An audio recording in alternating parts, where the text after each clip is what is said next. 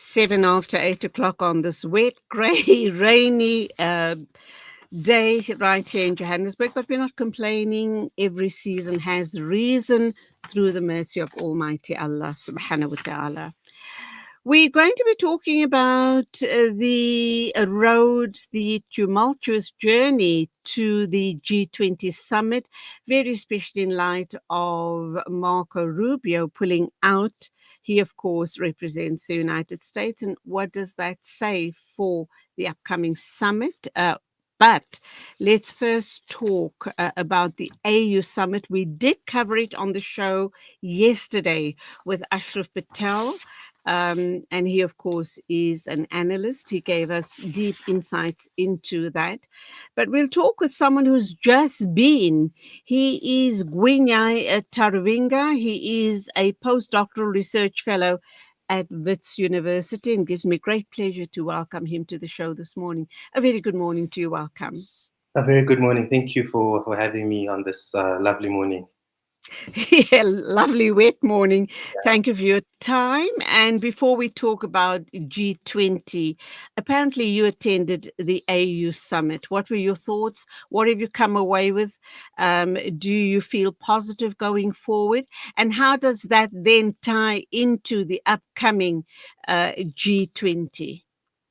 So I actually wasn't in Ethiopia, but I was following it. So I think there must have been some Okay. miscommunication there. Yeah, but Apologies. no My worries. producer said that you had actually been at the No, no, summit. no, no worries. Yeah, no. But just to answer your question, I think like a lot of us who were following this particular issue, what was of key concern was what is happening in the DRC with the M23 rebels and the conflict that is happening there. And a lot of people were hoping that the AU summit would at least address those particular issues, but unfortunately, nothing concrete came out of that particular conference. So I think one of the major issues was that the president of the DRC, President Sikeledi, was supposed to be present, but unfortunately he attended another summit in Europe. So it sort of defeated the whole purpose of trying to resolve the challenge in the DRC. And I think a lot of analysts were really disappointed with the outcomes of the AU conference. What were the key issues regarding the disappointment? Do you feel that it was just another talk shop yet again and there won't be deliverables going forward? So I mean, as people who followed the AU over the last few years, they've often been accused of being a toothless dog. A lot of the authors who write about the AU tend to argue that the institution itself hasn't really delivered for the African continent. So when we then discuss the G20 later, you see that, for example, there are particular goals that the AU has set, such as Agenda 2063, and at the heart of Agenda 2063 is this idea of governance. And as a result of that, you find that what's happening in the DRC sort of captures the challenge of governance that the AU is supposed to be addressing. But the summit failed to address this, and I think this is where then a lot of the frustration then comes from people who hope that the AU addresses some of these issues that the African continent is facing. Just two more points regarding the AU conference. In my discussion yesterday with another analyst, they're talking about 2063. And my thinking around that is we're talking 38 years into the future. That's really long, really far, far long term planning going forward. And I'm wondering in this age of instant everything where we expect results almost overnight. Um, is that number one achievable? Won't half of the people that have actually attended the AU summit, with due respect, I mean, we all have to die, will they still be around to see the results of Vision 2063? So I think it works in two ways. The first being that Vision 2063 and all the things that it captures basically speak to governance and other issues, but more importantly, it probably gives the African continent direction going forward. Hence, maybe the long-term vision would work in that regard, in that it gives the African continent enough time to adapt, enough time to reform institutions so that the vision is achieved. And then secondly, I think it goes back to the issue that you're saying, to say that one of the things that we've seen on the African continent is that leaders are often not held accountable. And when leaders are not held accountable, they often set these ambitious projects such as, Vision 2063, because they know that by the time 2063 arrives, they will not be there to be held accountable. So it's sort of a double-edged sword in that regard. But I tend to be more optimistic for the African continent. And I think even though it's 38 years from now, as you've alluded to, I think it still gives the continent enough time, hopefully, for us to reform our institutions as well as address some of the governance mechanisms that we have in our country. And more importantly, through that notion of Agenda 2063, you also then see that going forward, there's at least some sort of blueprint that the continent has. And if we follow that blueprint, who knows what we could achieve over the next few years. Okay, my last question on the AU summit. We'll then go for an ad break and we'll come back and concentrate on G20. But coming back to the AU summit, you've indicated that there was a lot of disappointment amongst the attendees and analysts regarding the absence of the leader of the DRC. But what do you believe was the general feeling regarding that war that is currently in place, which have displaced more than 5 million people? We are told that the hunger levels are unprecedented. Aid is unable to get through to the country. The picture is really, really bleak. Uh, was there anything positive that came out? Do you believe that perhaps the leaders that were at the AU could start, have probably applied their minds on how to go around addressing that situation? And are they able to connect with the Rwandan government to try and pull out and not fund the M23 rebels? We also know that that's not the only issue, because it's very multi-layered. There are lots of other tiny rebel groups all trying to gain control of certain areas of the DRC. So overall, how would you respond to that? So I think I agree with some of the points you've made there. I think most of them, in terms of the fact that there are a lot of actors involved in the current conflict that we're seeing in the DRC. Many schools of thought sort of take the debate back to this idea of colonialism and this idea of imposed borders. But taking back to the question about the AU summit, you'll find that the disappointment again is that there wasn't a concrete resolution that came out. There wasn't a concrete statement that the AU made concerning that particular statement. So I think at the same time, I think the EU also had something similar. They were discussing issues in Europe, and you can see that from the statement they issued, there were clear goals that they made that they wanted to be articulated in terms of the challenges that are being faced in Europe. But if you then compare that to what we saw with the AU summit, you can see that not much was said, especially about how to address the particular issue in DRC. And I think this goes back again to one of the criticisms of the AU, which is that leaders tend not to be held accountable, firstly. But secondly, you find that the AU in many cases protects certain leaders. And as a result of that, you find that it's very difficult for resolutions to be passed. So if you look back on the African continent, some of the crises that we've faced and the role that the AU has often played, you find that they tend to play this role of mediator, but they tend to also back the African leader in many cases, because many people feel that the AU is a brotherhood of some kind. They protect each other as leaders. This is something that seems to be unraveling with the conflict in the DRC. But also, just to wrap up this particular point as well, I think a few weeks ago, SADC, the SADC regional bloc, met in Harare, and the meeting was led by President Mnangagwa, who's the current chair of SADC. And again, the idea was to address what was happening in the DRC. And unfortunately, again, there wasn't really something concrete that came out of that. So I think the idea is to take it back to the point we made about Agenda 2063 again, to sort of look at what that means in terms of governance. And if we can then start trying to apply those mechanisms, hopefully in the future, we can then sort of mitigate some of the challenges that we are facing on the continent, such as the crisis in the DRC at the moment. Right, let's go for that ad break, Gwinyai. And when we get back, we're going to focus on the upcoming G20 summit, which obviously is going to happen in November of this year, but preparations are already underway here in South Africa to have a very seamless summit. Please stand by. Thank you. Down these days, with all the distractions, when do they even get time to study? As a mother, all I can really do is make sure they have all they need to perform at their best. That's why I choose to include Sunfoil triple refined pure sunflower oil with every meal I make. Naturally cholesterol-free and approved by the Heart and Stroke Foundation as part of a balanced eating plan. So whether I'm cooking, frying or baking, I know every dish will be a wholesome one. Sunfoil, now we're cooking.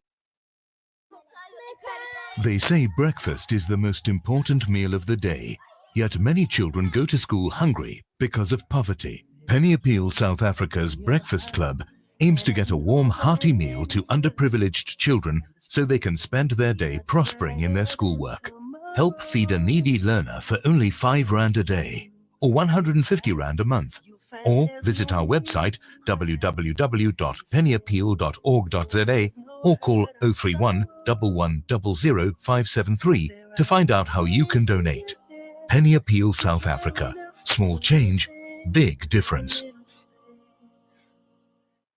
Discover the Africa of your dreams and surround yourself with her spectacular beauty. Relax beneath her serene sunsets and explore wildlife at its natural best. It's where the pride of Africa comes together. The Kwantu Private Game Reserve. Get to know the Big Five or cruise on an elephant safari game drive. Interact with lion and tiger cubs and enjoy world-class halal cuisine while we pamper you during your 5-star stay. Indulge in the true African experience. For reservations, call now on 042-203-1400 or visit kwantu.co.za. The Kwantu Private Game Reserve, the place of gathering. Valley's Motor Spares. We supply motor spares and accessories for all makes and models of motor cars, LDVs, bakkies, trucks, and earth-moving equipment. We deliver on time, every time. Please contact us via WhatsApp on 014-592-0925 or call 014-592-0925 or visit 28 Zenderling Street, Rustenburg. Remember the name. Valley's Motor Spares. Abu Huraira narrated that he heard the Prophet Muhammad, may the peace and blessings of Allah be upon him, say, "In black seed there is a healing for every disease except death." This Ramadan, experience the health benefits of this ancient blessed seed by using the Tib Black Seed range. Black seed assists the body to boost immunity, regulate blood sugar levels, reduce inflammation, and act as a potent antioxidant.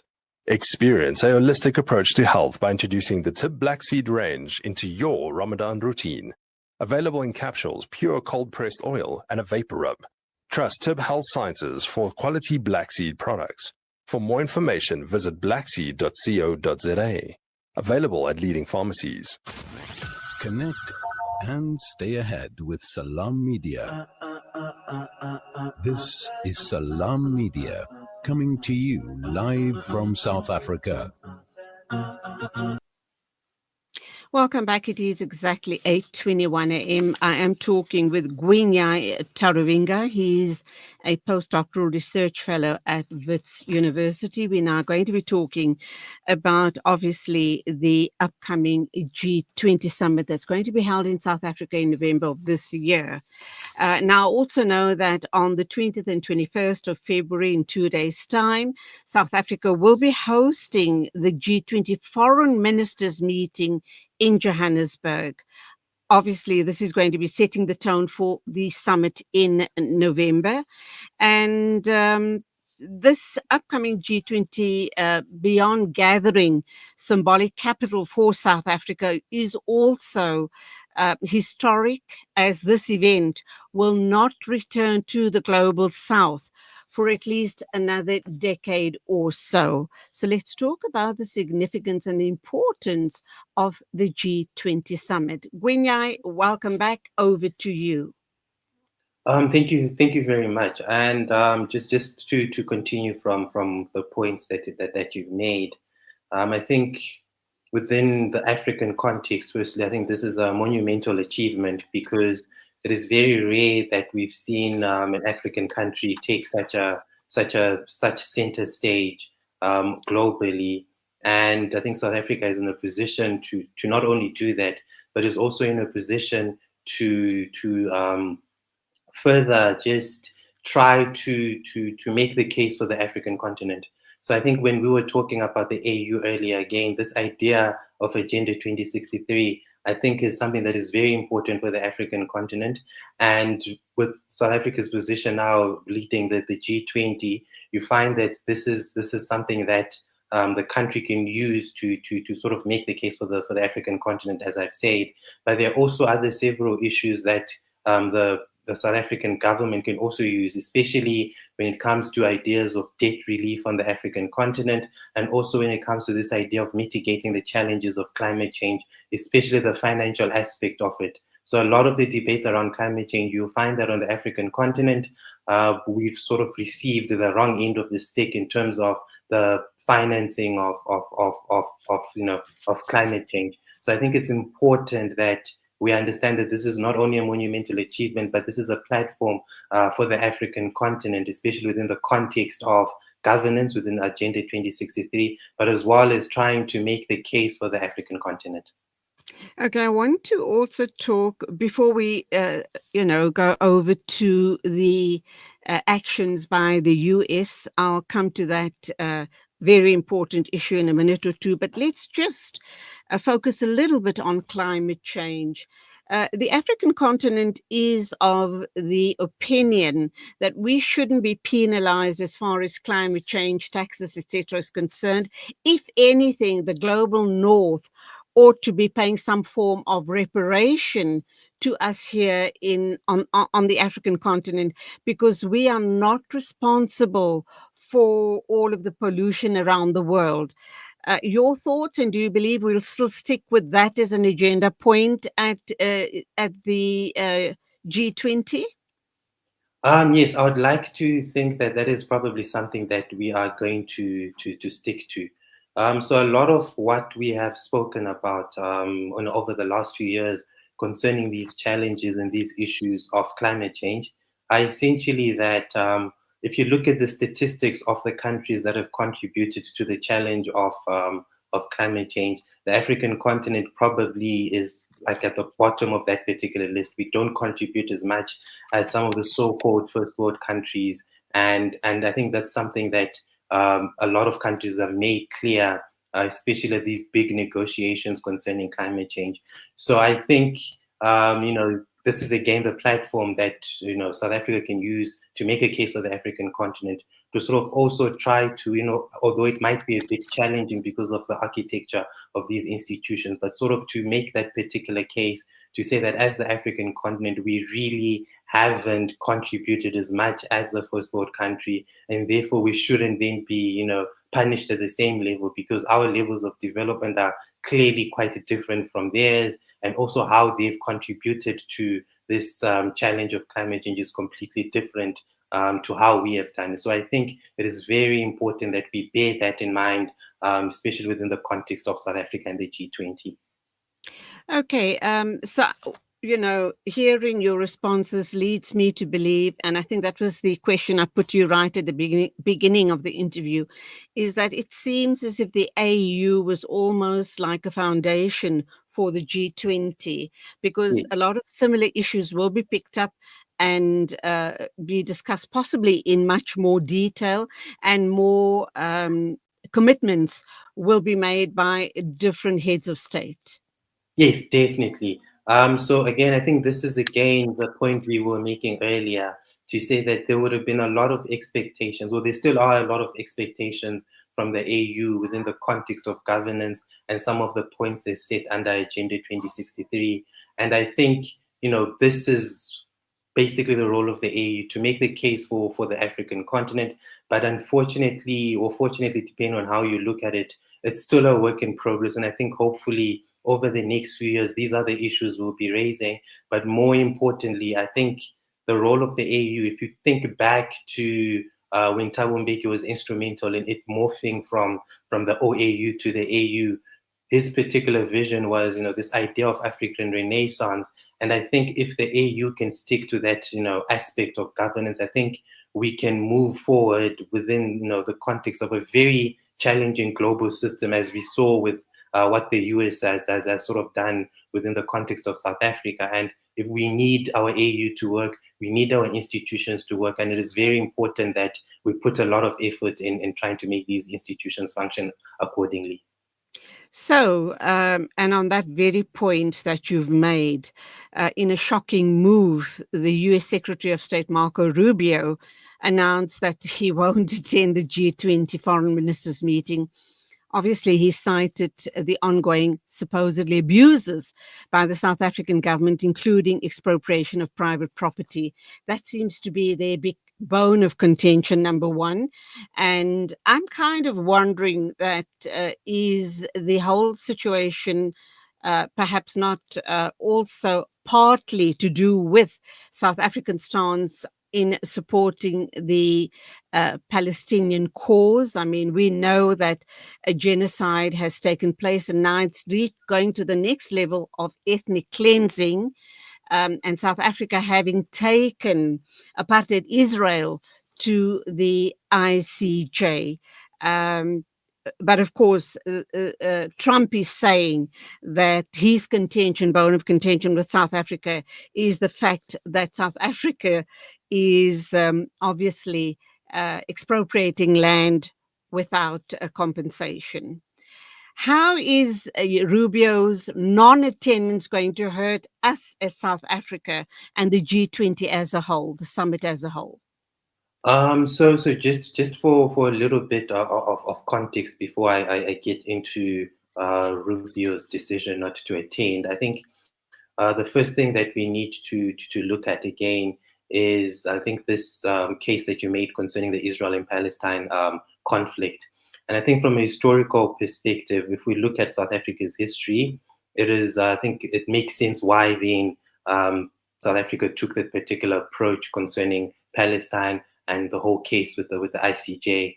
It is because South Africa's history is one that is based on human rights. It is one that is based on understanding these particular issues that are happening in Palestine, because this is similar to what to what happened in South Africa. So from a historical perspective, South Africa has always stood with the oppressed.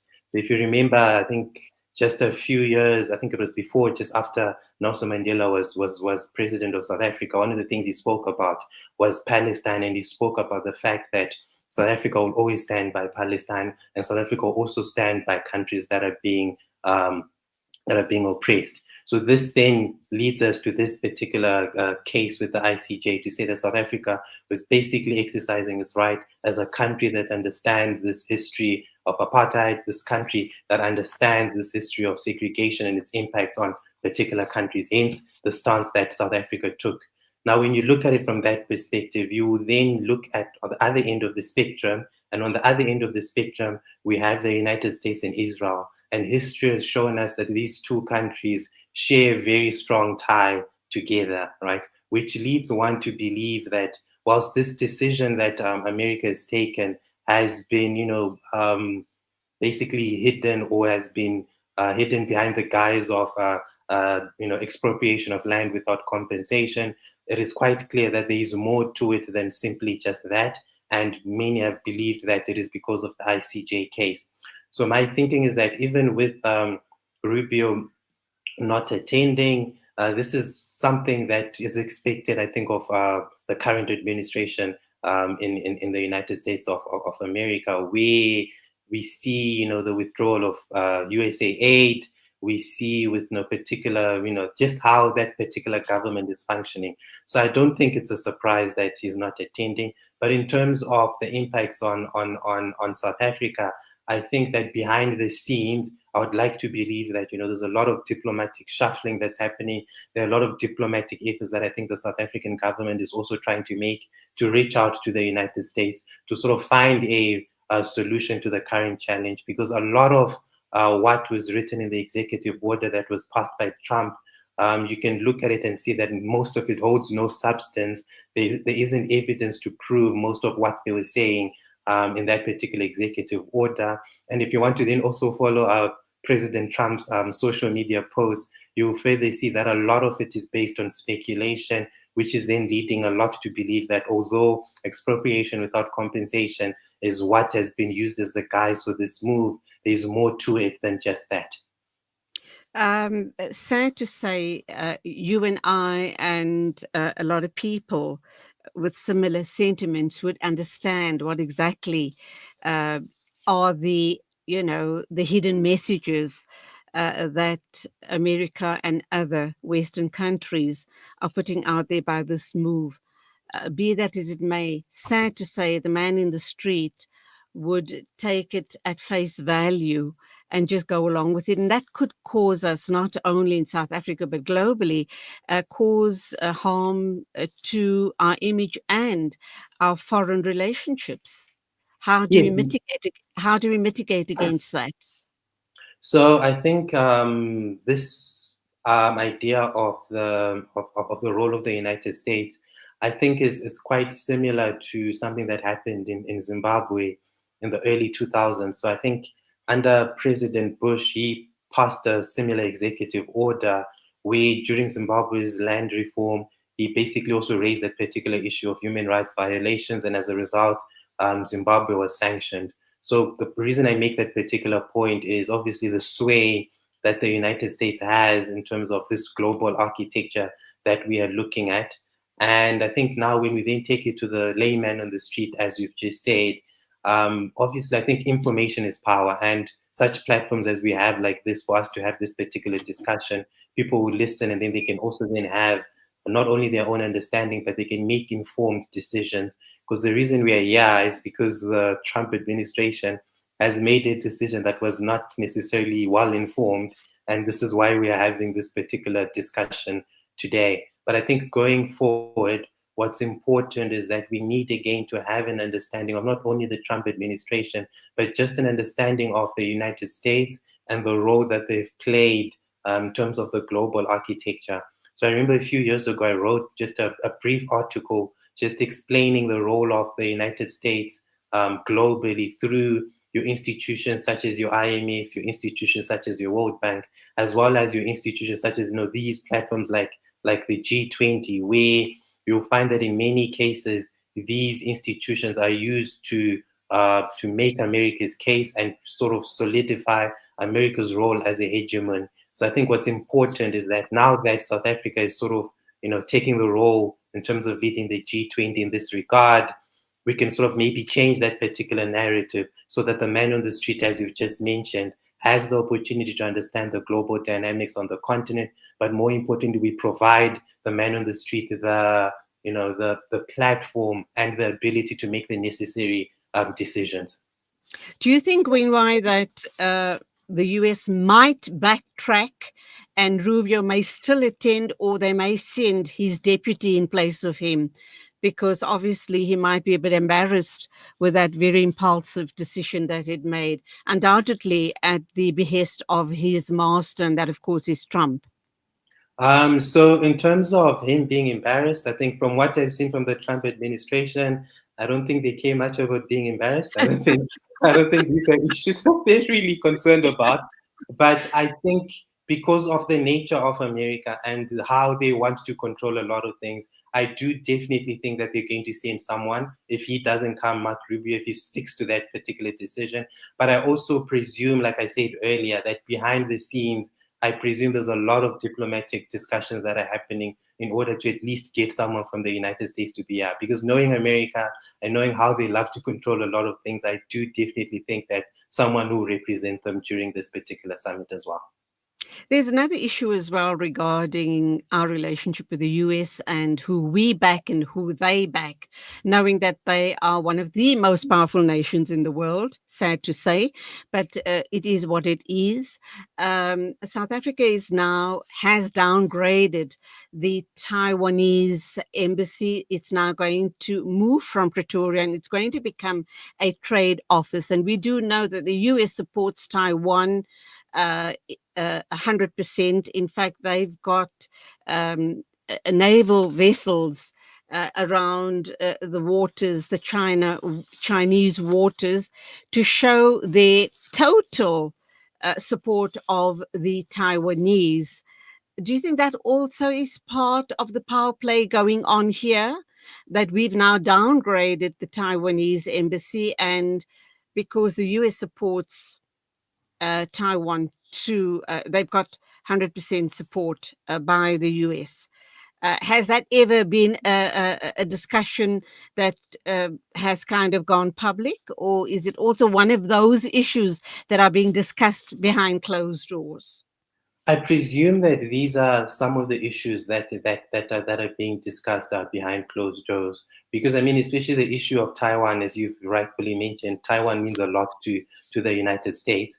But now, if we're now then going to look at it in a broader perspective, in terms of South Africa's relationships with other countries, you can look at, for example, South Africa's relationship with China. You can look at South Africa's relationship with Russia, and also broadly speaking, you can also look at it in terms of South Africa's role with joining BRICS. So you find that the United States tends to be on the other end of the spectrum when it comes to these relationships that South Africa has with let's just say BRICS nations. And this point that you've made about Taiwan, I presume could be behind the scenes and also could be something that is being discussed behind closed doors. But I think the real issue, I think, as we mentioned earlier, is South Africa's stance towards Palestine and Israel conflict. So I think that is at the heart of a lot of these particular issues. But I also presume that discussions around Taiwan are happening behind the scenes. Discussions about BRICS are happening behind the scenes. Especially we saw with how Trump basically also had not some nice words to say about the BRICS and their desire to have their own currency. So there are a lot of moving objects as we discussed earlier, and I think these are going to be discussed behind the scenes as well from diplomatic channels. Gwinyai, I could sit here all day talking to you, picking your brain about all of these issues, but undoubtedly we will be having many more discussions going forward to the lead up of to G20, and I look forward to that. Thank you indeed for your time. God bless. Thank you so much. Enjoy your day. Thank you. And you. It is 8:40, News and Views moving along. Please become a part of the conversation.